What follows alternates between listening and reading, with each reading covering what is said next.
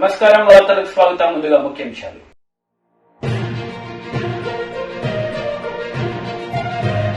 తెలంగాణ జీడీపీలో 45% పైగా urban city నుండి వస్తుందని మంత్రి కేటీఆర్ వెల్లడి.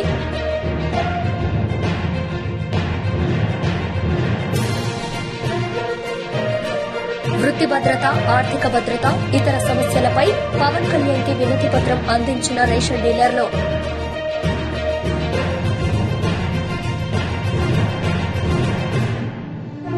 తెలంగాణ జీడీపీలో 45% పైగా అర్బన్ సిటీ నుండి వస్తుందని మంత్రి కేటీఆర్ తెలిపారు.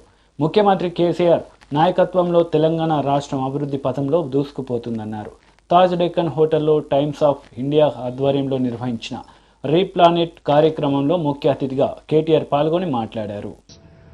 70% of Microsoft's revenue also comes from 80 cities across the world. So cities have become magnets for investment. Cities have become magnets for migration, urbanization, primarily because people migrate to cities in search of better livelihood opportunities, better education facilities, better healthcare facilities.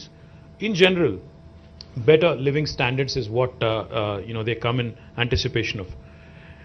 As a result, what we are witnessing today is Mr. Nitin Gadkari, Honorable Minister, Union Minister, keeps referring to this, and let me paraphrase him a bit. Mr. Gadkari keeps telling us whenever we meet him that whatever urbanization has happened over the last 5,000 years is likely to happen over the next 50 years. The same quantum of urbanization that has happened in the last 5,000 years will be happening again, will be repeating itself over the course of next 50 years. So that kind of points you to the enormity of the challenge at hand for all of us. The importance of urban areas, of course, cannot be overruled. It can be gauged from the fact that while urban areas in terms of geographical expanse constitute for 5%, but they contribute to 46% of the population in Telangana and to about 2/3 of the GSDP of the state. To put it in numbers, let me put it this way.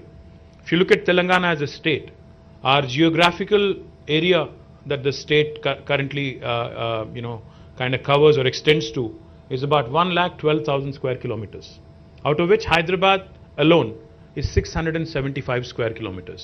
But if you look at other urban pockets also in the entire state of Telangana, it would not be more than 2,000 square kilometers. So what are we talking about here? 1,12,000 square kilometers versus 2,000 square kilometers. But if you look at the population, 46.8% of the population is in this 2,000 square kilometers, whereas the remaining population is in the rest of 1,10,000 square kilometers. So that kind of goes to show you why the urban infrastructure keeps crumbling. Because the density of population, the paucity of space, that presents a huge challenge to the entire urban development department that I head. As I just pointed out, the socio-economic outlook of Telangana 2022 actually shows that Telangana's urban population is 46.8 compared to the national average of 31.16. That makes us one of the most urbanized states in the country. I think we are the third most urban state after Tamil Nadu, which is at 48.45, and Kerala at 47.23, and right after us is Maharashtra at 45.23. So that makes Telangana one of the most urbanized states in the entire country, and we are also one of the fastest growing urban economies in the country. When the state of Telangana was formed in 2014, we had 68 ULBs, the urban local bodies, but now the number has been increased to 142. That includes Hyderabad as well. Hyderabad, while we have still many challenges and many issues to tackle, I'm happy to share with you that over the last 5 years, and more particularly from the period 2015 until 2020, Hyderabad has been rated consistently by Mercer as the best city in India on the quality of living index, and I'm very, very proud of the fact that this has come even despite all the challenges after the new state was formed, the transition, etc., etc. But our goal is not just to be the best in India.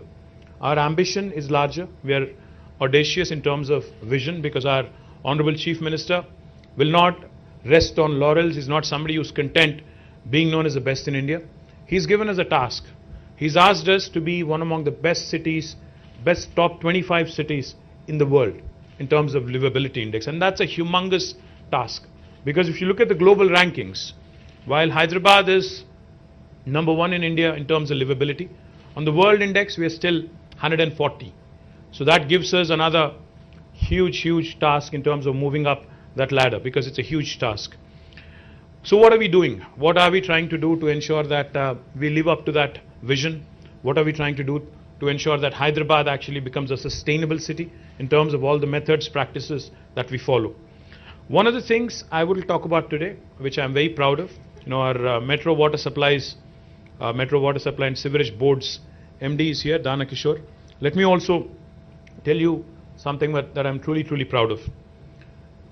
Hyderabad will become the first city in India come March, April next year, which would be treating every single drop of sewerage.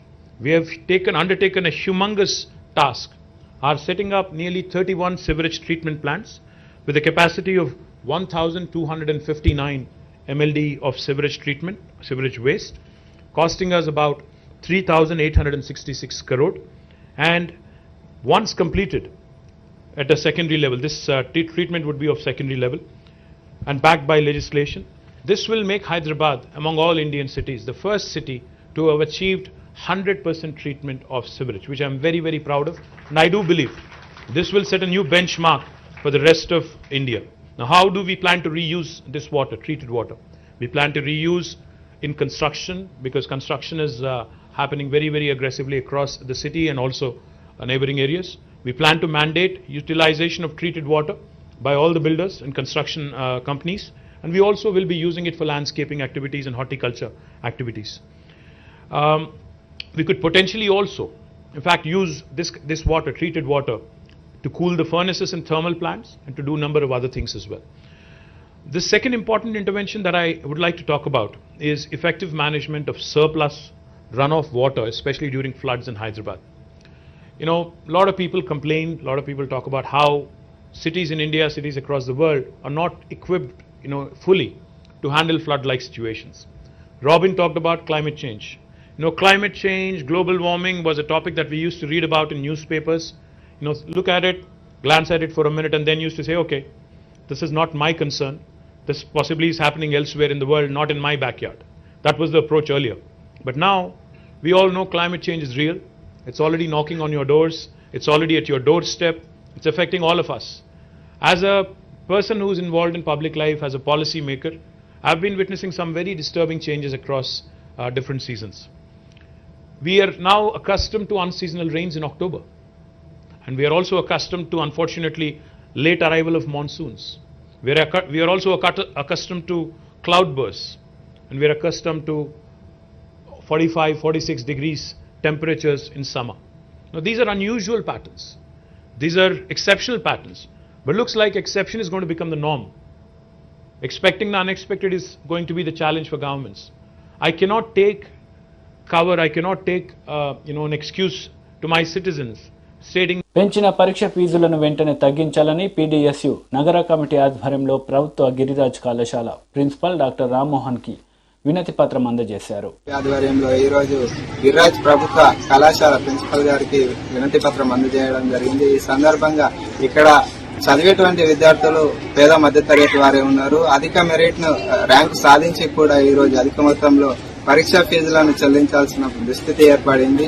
ఈ పరీక్షా ఫీజులను వెంటనే తగ్గించాలని, అదేవిధంగా పరీక్షా fee రుసుము తేదీని పొడిగించాలని చెప్పేసి ఈ రోజు ప్రిన్సిపల్ గారికి వినతిని అందజేయడం జరిగింది. దీనికి ప్రిన్సిపల్ గారు సానుకూలంగా స్పందించి ఫీజులు తగ్గించే విధంగా, అదేవిధంగా రుసుము తేదీ ఏదైతే ఉందో దాన్ని పొడిగించే విధంగా చర్యలు తీసుకుంటామని చెప్పేసి వాళ్ళు హామీ ఇచ్చారు. అంటే ఈ పరీక్ష ఫీజు తగ్గించకపోవడం గాని లేదా రుసుమును చెల్లించేటట్లయితే పెద్ద ఎత్తున ఆందోళన నిర్వహిస్తామని చెప్పేసి హెచ్చరిస్తా ఉన్నారు. కామారెడ్డి ఎమ్మెల్యే ప్రభుత్వ విప్ గంప గోవర్ధన్ తన నివాసంలో విలేకరుల సమావేశం నిర్వహించారు. ఈ సందర్భంగా పలు అంశాలపై ఆయన మాట్లాడారు. కామారెడ్డి ఎమ్మెల్యే ప్రభుత్వ వైపు గోవర్ధన్ తన నివాసంలో విలేకరుల సమావేశం నిర్వహించారు. మీడియాని ఉద్దేశించి ప్రభుత్వ వైపు గంప గోవర్ధన్ మాట్లాడుతూ తెలంగాణ రాష్ట్ర గౌరవ సీఎం కల్వకుంట్ల చంద్రశేఖరరావు తన స్పెషల్ డెవలప్మెంట్ ఫండ్స్ నుండి జీవో నంబర్ 365 ప్రకారం కామారెడ్డి నియోజకవర్గంలో బీటీ రోడ్డు నిర్మాణ పనులకు 34,20,40,000 రూపాయలు మంజూరు చేయడం జరిగిందని ప్రభుత్వ వైపు గంప గోవర్ధన్ అన్నారు. గతంలో ఎన్నడూ లేని విధంగా కోట్ల రూపాయల నిధులతో కామారెడ్డి పట్టణాన్ని నియోజకవర్గాన్ని అభివృద్ధి చేస్తున్నట్లు తెలిపారు. రానున్న రోజుల్లో కామారెడ్డి నియోజక అభివృద్ధికి కృషి చేస్తానని అన్నారు. గౌరవ సీఎం కేసీఆర్ తన స్పెషల్ డెవలప్మెంట్ ఫండ్స్ నుండి 34,20,40,000 రూపాయలు మంజూరు చేసినందుకు కామారెడ్డి నియోజకవర్గ ప్రజల తరపున ప్రత్యేక కృతజ్ఞతలు, ధన్యవాదాలు తెలుపుతున్నామన్నారు. కామారెడ్డి మెడికల్ కాలేజ్ కొరకు 235 కోట్లు ఇప్పటికే మంజూరు చేయడం జరిగిన విషయం మనందరికీ తెలిసిన విషయమే అన్నారు. త్వరలో సీఎం కేసీఆర్ చేతుల మీదుగానే శంకుస్థాపన కూడా చేయడం జరుగుతుందని అన్నారు. ఈ కార్యక్రమంలో రాష్ట్ర Urdu academy chairman Mujeebuddin, MPP Pippiri Anjaneyulu, ZPTC Rama Reddy, market committee chairman Pippiri Venkat, అధికార ప్రతినిధి బలవంతరావు, గేరిగంటి లక్ష్మీనారాయణ, ప్రజా ప్రతినిధులు పాల్గొన్నారు. కామారెడ్డి నియోజకవర్గానికి గౌరవ ముఖ్యమంత్రి కేసీఆర్ గారు తన స్పెషల్ డెవలప్మెంట్ ఫండ్ నుండి జియో నెంబర్ 365 ప్రకారం 15 నూతన బీటీ రోడ్లు మంజూరు చేయడం జరిగింది. దానికి 34,20,40,000 రూపాయలు మంజూరు చేయడం జరిగింది. గత కొన్ని రోజులుగా వివిధ గ్రామాల ప్రజలు మాకు ఈ రోడ్డుతోనే అనుకూలం ఉంటుంది, మాకు ఈ బీటీ రోడ్లు చేసినట్లయితే బాగుంటుందని విన్నవించిన పిదప నేను గౌరవ ముఖ్యమంత్రి గారికి రిక్వెస్ట్ చేస్తే ఈరోజు 15 గ్రామాలకు రోడ్లు ఇచ్చి దీనిలో లింకు గ్రామాలు కూడా చాలా ఉన్నాయి. దానికి 34,20,40,000 రూపాయలు మంజూరు చేయడం జరిగింది. బీబీపేట మండలం మాందాపూర్ టు పెద్దమల్లారెడ్డి వయా ఉప్పర్పల్లి 8,20,00,000 రూపాయలు. దోమకొండ మండలం ఆర్ఎండ్బి రోడ్ నుండి ఒడ్డెర కాలనీ వయా అంబారిపేట్ 1,20,00,000 రూపాయలు. రామారెడ్డి మండలం తూంపల్లి ఆర్ఎండ్బి రోడ్ నుండి బట్టుతండ వయా వాసురాం తండ 1,65,00,000 రూపాయలు. బిగ్నూర్ మండలం లక్ష్మీదేవునిపల్లి నుండి బంజర్ల వరకు 2 కోట్ల రూపాయలు. కామారెడ్డి మండలం బూడెన్ నుండి తిమ్మపల్లి వరకు 2,09,40,000 రూపాయలు. మండలం గరుగుల్ నుండి షాబ్దీపూర్ వరకు 2,47,00,000 రూపాయలు. బీబీపేట మండలం మల్కాపూర్ నుండి సిరిగాల వయా నక్కలకుంట కట్ట వరకు 1,60,00,000 రూపాయలు. బిగ్నూర్ మండలం రాగట్రపల్లి నుండి బస్సాపూర్ వరకు 2 కోట్ల రూపాయలు. బీబీపేట మండలం ఇస్సానగర్ నుండి నందగోకులంకు 1,20,00,000 రూపాయలు. అదేవిధంగా బీబీపేట మండలం జనగామ నుండి అంబారిపేట్ పిఆర్ రోడ్ వరకు 2,87,00,000 రూపాయలు. దోమకొండ మండలం అంచనూరు నుండి అంబారిపేట్ రోడ్ వరకు 1,20,00,000 రూపాయలు మంజూరు చేయడం జరిగింది. అదేవిధంగా బిగ్నూర్ మండలం అంతంపల్లి నుండి లక్ష్మీదేవుపల్లి రోడ్ వరకు 1,67,00,000 రూపాయలు మంజూరు చేయడం జరిగింది. దోమకొండ మండలం ముత్యంపేట గ్రామం నుండి పలువంచ వరకు 3,60,00,000 రూపాయలు మంజూరు చేయడం జరిగింది. అదేవిధంగా కామారెడ్డి మండలం చిన్నమల్లారెడ్డి R&B రోడ్డు నుండి తిమ్మపల్లి రోడ్డు వయా బీసీ కాలనీ 45 లక్షల రూపాయలు మంజూరు చేయడం జరిగింది.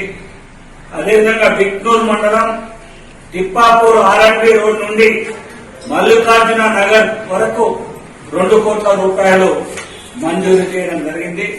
ఈ విధంగా 15 కొత్త రోడ్లు బీటీ రోడ్డు మంజూరు చేయడం జరిగింది. దానికి 34,20,40,000 రూపాయలు SDF స్పెషల్ డెవలప్మెంట్ ఫండ్ గౌరవ ముఖ్యమంత్రి కేసీఆర్ గారు మంజూరు చేయడం జరిగింది. కామారెడ్డి ప్రజల తరఫున గౌరవ ముఖ్యమంత్రి కేసీఆర్ గారికి మనస్ఫూర్తిగా కృతజ్ఞతలు తెలియజేస్తా ఉన్నాను. అదేవిధంగా ఇంకా కొన్ని R&B రోడ్లను కూడా గౌరవ ముఖ్యమంత్రి గారి దృష్టికి తీసుకెళ్లడం జరిగింది. అవి కూడా ఒక వారం 10 రోజుల్లో వాటిని కూడా మంజూరు చేయడం జరుగుతుందనే సంగతిని గుర్తు చేస్తా ఉన్నాను. భారత దేశాభివృద్ధి దేశ సాంకేతికత పెరుగుదలతో ముడిపడి ఉందని భారత విదేశాంగ మంత్రి డాక్టర్ ఎస్ జయశంకర్ అన్నారు. న్యూఢిల్లీలో జరుగుతున్న గ్లోబల్ టెక్నాలజీ సమ్మిట్ 7వ ఎడిషన్లో ఆయన మాట్లాడారు. Data is the new oil. The fact is, more and more things are technologically driven, and we need to understand that there's a very strong political connotation which is inbuilt really into technology. You know, there's a completely different world there where the building of deep strengths is actually going to determine our capabilities.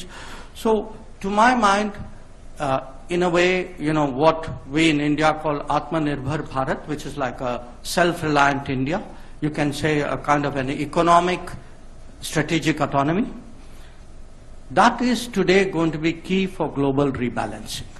That big players are going to consciously strive to be technologically more, I don't want to be self-sufficient, but technologically more capable in order for rebalancing to actually take place. వృత్తి, ఆర్థిక భద్రత, ఇతర సమస్యలపై పవన్ కళ్యాణ్కి వినతి పత్రం అందజేశారు ration డీలర్లు. ఈ సందర్భంగా జనసేన అధినేత పవన్ కళ్యాణ్ మాట్లాడారు. మీరు స్టేట్మెంట్ ఇచ్చినాక మాకు రావాల్సిన 175 కోట్లు డబ్బులు వచ్చినాయి సార్. అప్పుడు వచ్చినాయి సార్. తర్వాత ఏంటంటే సార్, ఇప్పుడు మాకు మెయిన్ ఏంటంటే మాకు భద్రత కొరవ అయిందండి. వెహికల్స్ పెట్టారు కదండి, ఇంటికి డెలివరీ అనేది పెట్టేటప్పటికి అది పనిచేస్తుందా? అది ఏదో వాళ్ళ పనిచేస్తుంది, వాళ్ళ దృష్టిలో పనిచేస్తుంది. అది ప్రజలైతే ఇబ్బంది పడుతున్నారండి. మెయిన్ మేము అనేది ఏంటంటే సార్, ఇప్పుడు ఈ వెహికల్స్ పెట్టడం వల్ల ఆహార భద్రతా చట్టానికి విరుద్ధంగా ఇది జరిగిందండి. దానికి కారణం ఏంటంటే ఆథరైజేషన్ ఉన్న డీలర్లకి పంపిణీ చేయాలి చట్ట ప్రకారం. ఇది ఆ విధంగా కాకుండా ఎటువంటి పరిస్థితుల్లో మా నుంచి పంపిణీ తీసేసి వేరే వాళ్ళకి ఇచ్చారండి.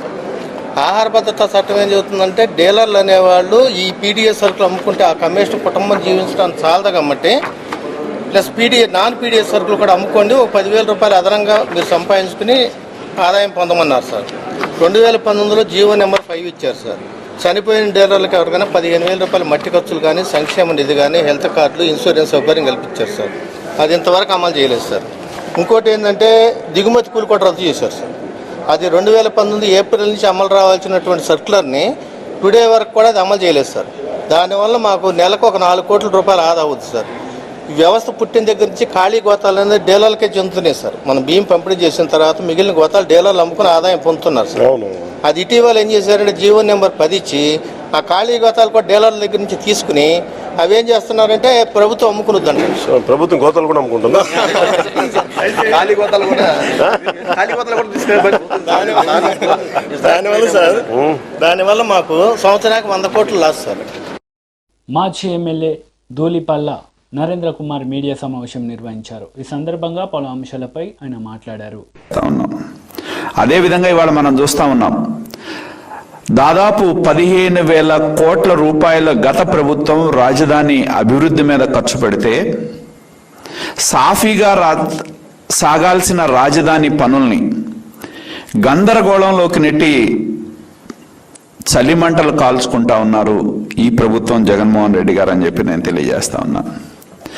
ప్రతిపక్షంలో ఉన్నప్పుడు పవిత్రమైన శాసనసభలో ప్రతిపక్ష నాయకుడిగా రాజధాని కోసం 33,000 ఎకరాలు కావాలని, రాజధాని అమరావతికి నా సంపూర్ణ మద్దతు అని పలికిన జగన్మోహన్ రెడ్డి గారు అధికారంలోకి వచ్చిన తర్వాత వంచన చేసిన చరిత్ర అయిందని చెప్పి నేను తెలియజేస్తా ఉన్నా. ఎందుకంటే ఇవాళ మనం చూస్తే ఈ దేశంలో 29 రాష్ట్రాలు ఉంటే రాజధాని లేని రాష్ట్రం ఏది అంటే ఆంధ్రప్రదేశ్ అని చెప్పుకునే ఒక ఘన చరిత్రని మనకు తీసుకొచ్చిన ముఖ్యమంత్రి జగన్మోహన్ రెడ్డి అని చెప్పి తెలియజేస్తా ఉన్నా. ఇవాళ ఒక్కసారి మనం ఆలోచన చేయాల్సిన అవసరం ఉంది.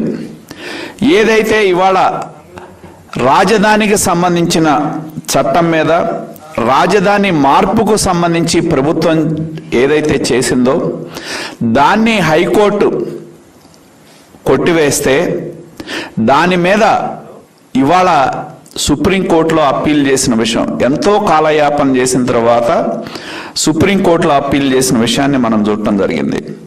నిన్న సుప్రీంకోర్టులో మాజీ ఎమ్మెల్యే బోండా ఉమామహేశ్వరరావు మీడియా సమావేశం నిర్వహించారు. ఈ సందర్భంగా పలు అంశాలపై ఆయన మాట్లాడారు. సిబిఐ ఛార్జ్ షీట్ లో స్పష్టంగా పేర్కొన్నా ఎందుకు 2019 మార్చి 15వ తారీఖు జరిగినటువంటి నీ సొంత కుటుంబంలో నీ సొంత బాబాయ్ హత్యలో నువ్వెందుకు నిందితుల్ని పట్టుకోలేకపోయావు? ఇవాళ ప్రజలు అడుగుతున్నారు. ఇవాళ సుప్రీంకోర్టు తీవ్రమైనటువంటి వ్యాఖ్యలు చేసింది ఈ కేసు విషయంలో. జగన్ రెడ్డి చాలా తీవ్రమైనటువంటి వ్యాఖ్యలు చేసింది. న్యాయం జరుగుతుంది అనేది కాదు, జరిగినట్టు కనపడాలి. న్యాయం జరుగుతుంది అని ప్రచారం చేయడం కాదు, జరిగినట్లు కనపడాలని దేశంలో అత్యున్నత న్యాయస్థానం కామెంట్ చేసిందంటే నువ్వు సాక్ష్యాల్ని ఏ విధంగా తారుమారు చేస్తున్నావు? సుప్రీంకోర్టు హత్య కేసులో ఆధారాల్ని ధ్వంసం చేశారు అని మళ్ళా ఇవాళ కూడా కన్ఫర్మ్ చేసింది. అగైన్ సిబిఐ ఎంక్వైరీలో అదే తేలింది, సిబిఐ ఛార్జ్ షీట్లో అదే చెప్పింది. ఇవాళ అత్యున్నత న్యాయస్థానం, దేశంలోనే అత్యున్నత న్యాయస్థానం సుప్రీంకోర్టు వివేక హత్య కేసులో ఆధారాల్ని ధ్వంసం చేశారు అని చెప్పి వ్యాఖ్యానిస్తే ఇంకా నువ్వేం మాట్లాడతావు? ధ్వంసం చేసింది ఎవరు? మొదట వెళ్ళింది ఎవరు? అవినాష్ రెడ్డి వెళ్ళాడు. అవినాష్ రెడ్డి అనుచరుడు వెళ్ళారు. అంటే ఎవరైతే హత్య చేశారో, ఎవరైతే హత్య చేయించారో వాళ్లే వెళ్ళి అక్కడికి దాని ఆధారాల్ని చెరిపేసి మళ్ళీ బాత్రూంలో నుంచి బెడ్రూమ్లో తీసుకొచ్చి ఆయన తలకి మళ్ళీ అవినాష్ రెడ్డి తండ్రి హాస్పిటల్ నుంచి కాంపౌండర్ని పిలిపించి కుట్లు కొట్టి గొడ్డలిపోటుని గుండెపోటుగా పథకం ప్రకారమే జగన్ రెడ్డి బ్యాచ్ మార్చింది. ఇది వాస్తవం. వాడు సుప్రీంకోర్టు వ్యాఖ్యలతో తేటతెల్లమైపోయింది. ఇంకొక వ్యాఖ్య చేశారు, ప్రాథమిక హక్కులను పరిగణలోకి తీసుకొని కేసుని వేరే రాష్ట్రానికి బదిలీ చేస్తున్నాము అంటే నీ సొంత చెల్లికి, నీ సొంత తల్లికి, నీ బాబాయ్ కూతురు ఇంకొక చెల్లికి, నీ పిన్నికి ప్రాథమిక హక్కులు ఆంధ్రప్రదేశ్లో లేకపోతే మిగిలిన వాళ్ళకి ఎక్కడుంటాయి? జగన్ రెడ్డి ఫండమెంటల్ రైట్స్, రాజ్యాంగం కల్పించినటువంటి ప్రజలకి ప్రాథమిక హక్కులు నీ సొంత కుటుంబంలో నీ చెల్లి షర్మికి లేదు, నీ తల్లి విజయలక్ష్మికి లేదు, నీ బాబాయ్ కూతురు సునీతమ్మకి లేదు, నీ పిన్నికి లేదు. నీ మీదే, నీ కుటుంబం నీ మీదే నమ్మకం లేక సుప్రీంకోర్టుని ఆశ్రయించి సుప్రీంకోర్టు కూడా ప్రాథమిక హక్కుల పరిగణలోకి తీసుకొని కేసుని వేరే రాష్ట్రానికి బదిలీ చేస్తున్నాము. ఆంధ్రప్రదేశ్లో ప్రాథమిక హక్కులే లేవు. ఎవరైతే పిటిషనర్స్ ఉన్నారో వాళ్ళకి లేవు అని చెప్పి సుప్రీంకోర్టు వ్యాఖ్యానించిందంటే ఇంకా కామన్ మ్యాన్కి ఎక్కడున్నాయి? నీ శత్రువులకి, నిన్ను నీ అవినీతిని క్వశ్చన్ చేసే వాళ్ళకి నీ ఇష్టారీతిన నీ పోలీసుని పెట్టి గోడలు దుక్కి అరెస్టులు చేపిస్తా ఉన్నావు, అక్రమ కేసులు పెట్టిస్తా ఉన్నావు, హత్యలు చేయిస్తా ఉన్నావు, దాడులు చేయిస్తా ఉన్నావు. ఎవరన్నా ప్రతిపక్ష నాయకుడు గొంతెత్తే వాళ్ళ మీద అక్రమ కేసు, లేదంటే వాళ్ళ ఇంటి మీద దాడి, లేదంటే లేపేయటం. సాక్షాత్తు వివేకానంద రెడ్డి హత్య కేసులో ముఖ్యులుగా ఉన్న ముగ్గురు సాక్షులుగా గాని ముఖ్యులుగా ఉన్నటువంటి ముగ్గురుని పల్నాడు జిల్లా మాచర్ల మండలం మాచర్ల కేంద్రమైన మాచర్ల మండలం కార్యక్రమం నందు 14-15వ విడత సామాజిక తనిఖీ ప్రజావేదిక ఎంపీడీఓ కె ప్రకాష్ విజయ్ కుమార్ అధ్యక్షతన నిర్వహించడం జరిగింది.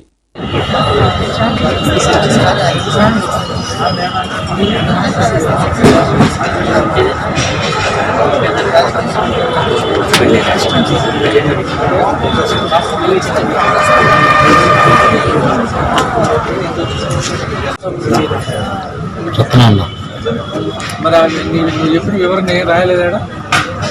ఏమంటే జిఆర్పి సార్ అతను వివరణ వినాలిగా మీరు, అతను ఏం చెప్తుంది వినాలిగా మీరు. ఆ వివరణ చెప్తే ఆ వివరణ రాసేవన్నా సార్ అక్కడ చెప్పలేదా?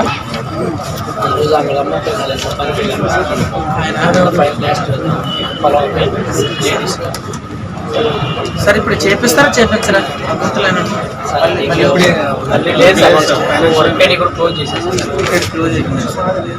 ఆమె బెనిఫిషియరీ అడిగితే ఇదంతా నాకు తెలియదు, మా కొడుకు అంతా చూసుకుని తెలియదు సార్.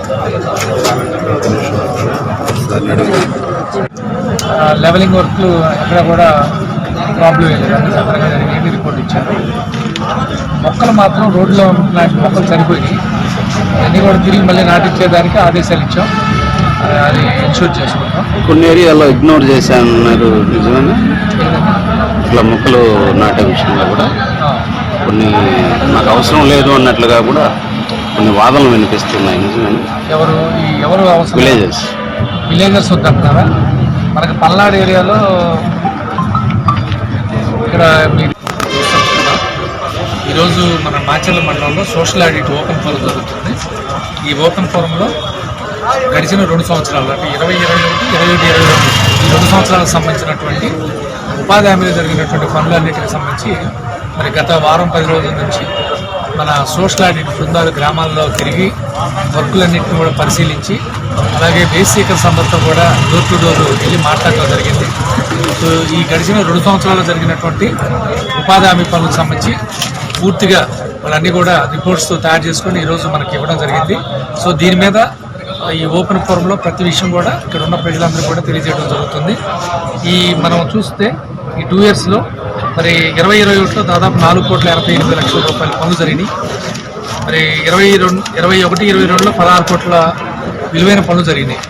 సో దాదాపు ఈ 2 సంవత్సరాల్లో 20 కోట్ల విలువైనటువంటి పనులు ఉపాధి హామీ కింద పనులు జరగడం జరిగింది. ఇవన్నీ కూడా ఈరోజు ఓపెన్ ఫోరంలో ఇందులో ఉన్నటువంటి లోటుపాట్లు ఏమైనా ఉంటే అన్నీ కూడా ఫీల్డ్ సిబ్బందితో మాట్లాడి రెక్టిఫై చేయడం జరుగుతుంది.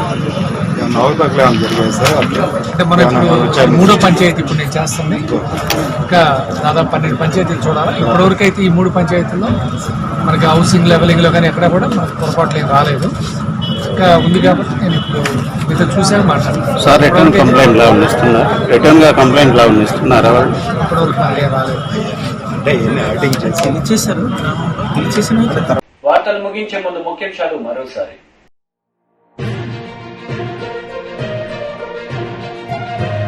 తెలంగాణ జీడీపీలో 45% పైగా అర్బన్ సిటీ నుండి వస్తుందని మంత్రి కేటీఆర్ వెల్లడి.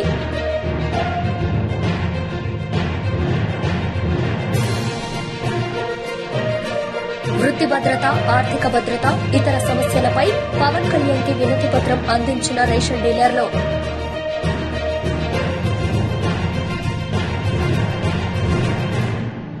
ఈ వార్తలు ఇంతటితో సమాప్తం. తిరిగి ప్రసారమయ్యే వార్తలు మళ్ళీ కలుద్దాం. అంతవరకు సెలవు. నమస్తే.